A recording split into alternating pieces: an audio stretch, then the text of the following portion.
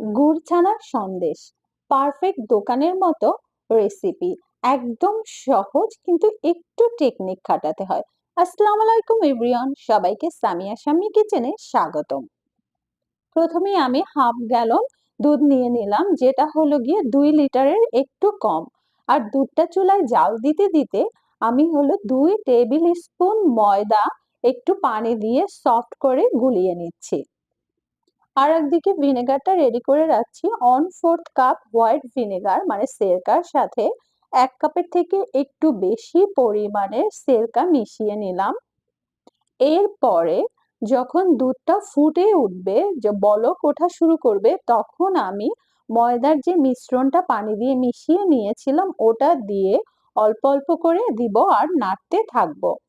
তারপরে যতক্ষণ না পর্যন্ত আবারও মিল্কটা ফুটে উঠবে, দুধটা ফোটা পর্যন্ত অপেক্ষা করব। আবারও দুধটা ফুটে উঠলে এর মধ্যে সিরকার যে আর পানির যে মিশ্রণটা মিশিয়ে রেখেছিলাম সেটা অল্প অল্প করে দিয়ে আস্তে আস্তে নাড়তে থাকবো। আর চুলার জালটা কিন্তু মিডিয়াম টু লোর মাঝামাঝি থাকবে। এই মিষ্টি বানানোর এই ছানাটাই কিন্তু আসল টেকনিক। ছানাটা এভাবে বানালে একদম দোকানের মতো সন্দেশ হবে, মাস্ট বি। ছানাটা যেহেতু ময়দা দেয়া, তাই ছানাটা পড়ে গেলে আমি একটা সফট হোয়াইট কাপড়ে ঢেলে হালকা ঠান্ডা পানি দিয়ে ধুয়ে নিচ্ছি। এটা খুব বেশি করে ধোয়া যাবে না। আমি 4 সাইডে কিন্তু পানিটা দিয়েছি যেন গরম ভাবটা যায় আর সেরকার গন্ধটাও যায়। তারপরে 0.5 ঘন্টা থেকে 1 ঘন্টার মতো ঝুলিয়ে রাখবো। তো 0.5 ঘন্টা ঝুলিয়ে রাখলেই হয়। এদিকে 0.5 ঘন্টা পরে আমি একটা প্যানে অল্প একটু ঘি আর কয়টা গোটা এলাচ দিয়ে একটু চেলে তার মধ্যে পুরো ছানাটা ঢেলে দিচ্ছি। আমার এখানে কিন্তু নরমাল 2 লিটার দুধে যে ছানা হয় তার থেকে বেশি পরিমাণই ছানা হয়েছে। আর এর মধ্যে আমি 1/4 কাপ চিনি দিয়ে ভালো করে জাল দিয়ে নেড়েচেড়ে মিশিয়ে নিব। আর চুলার জালটা আমার থাকবে মিডিয়াম টু লো এর মাঝামাঝি। আর এটা কিন্তু অনবরত নাড়তে হবে, তা না হলে পুড়ে যাবে। এরপরে আমি এর মধ্যে 1/4 কাপের মতো গুড় দিয়ে দিব। এই ছানার সন্দেশ কিন্তু খুব বেশি মিষ্টি থাকে না, একটু লাইট থাকে। তাই এই মেজারমেন্টটা দিলে একদম পারফেক্ট। খুব বেশিও মিষ্টি হবে না, আবার একদম কমও হবে না। আর কেউ যদি চান আপনারা পুরোটাই গুড় দিয়ে করতে পারেন। কিন্তু আমার কাছে যেহেতু গুড়ের পরিমাণ কম থাকে, তাই হলো গিয়ে আমি 1/4 কাপ চিনি দিয়েছি এবং 1/4 কাপ গুড় দিয়েছি। আর এটা আমি দিয়ে কিন্তু অনবরত নাড়তে থাকবো। দেখা যায় নাড়াটা কিন্তু বন্ধ করা যায় না, তাহলেই কিন্তু লেগে যাবে।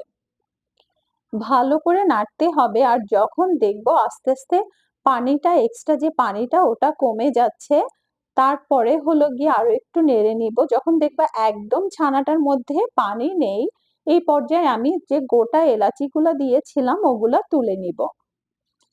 কেউ চাইলে এলাচি পাউডারও দিতে পারেন, কিন্তু আমার কাছে হলো গিয়ে ঘিয়ে এলাচিটা একটু ভেজে নিলে উম, গন্ধটা ভালো লাগে।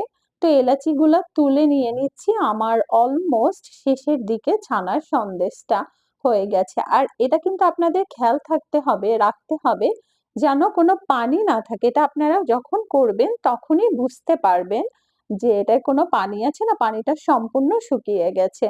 আমার কিন্তু হয়ে গেছে, অল্প হালকা এই পর্যায়ে পানি আছে। তারপরে হলো গিয়ে আমি একটা প্যানে যেটায় আমি ঢালবো ওটা একটু বাটার মিলিয়ে নিচ্ছি।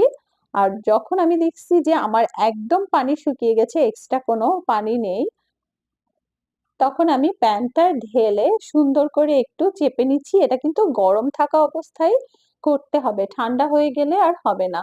তো সুন্দর করে একটু প্রেস করে নিলে তারপরে আমি ছুরি দিয়ে শেপটা কেটে নিব, কিন্তু বের করব না, জাস্ট শেপটা আমি কেটে নিচ্ছি। আমার যে পরিমাণ ছানা হয়েছিল তাতে আমার 10 পিস হয়েছে। তো এটার জন্য যেহেতু পুরোটাই ছানার, তাই হলো গিয়ে মিষ্টির পিসগুলা কম হয় একটু। কিন্তু আপনারা এভাবে বাসায় বানিয়ে দেখবেন, খেতে একদম বাংলাদেশের দোকানের মতো মজার এবং তার থেকেও আমি বলবো বেস্ট কোয়ালিটির। তো ঠান্ডা হওয়ার পরে 2 ঘন্টা পরে ঠান্ডা হওয়ার পরে আমি সার্ভ করব। আপনাদের একটু উঠিয়ে দেখাচ্ছি আমি। আগেই যেহেতু কেটে রেখেছিলাম, তো সাইডে একটু আস্তে করে করতে হয় যেহেতু মিষ্টিটা খুব সফট থাকে, আবার কিন্তু একবারে সফট না যে ভেঙে যাচ্ছে। এই মিষ্টিটা খেতে খুবই, খুবই মজার। সবাই বাসায় বানিয়ে দেখবেন। কেমন হলো কমেন্ট করে জানাবেন। সবাই ভালো থাকবেন। আল্লাহ হাফেজ।